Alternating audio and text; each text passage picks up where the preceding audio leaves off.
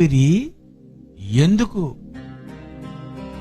కనిపించని ఒక ఊపిరి ఉంది.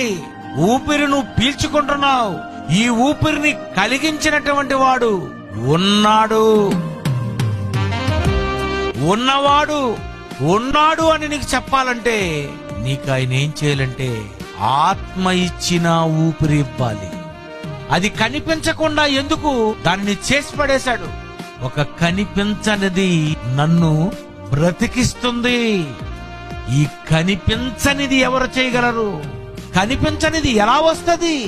ఇదంతా చేస్తున్నది ఉన్నవాడు.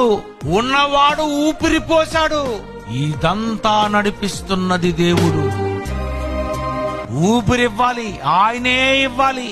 నేను మళ్ళీ తీసుకుంటే వెళ్లిపోతుంది, ఆయన ఆధీనంలోకి వెళ్లిపోతుంది. ఇక ఊపిరి పీల్చుకున్న వారు ఊపిరి ఇచ్చిన దేవుడు ఉన్నాడు అని చెబుతారు.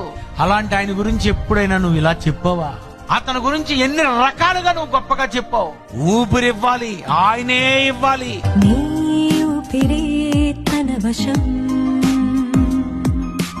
నీ ఆయువే ఒక క్షణం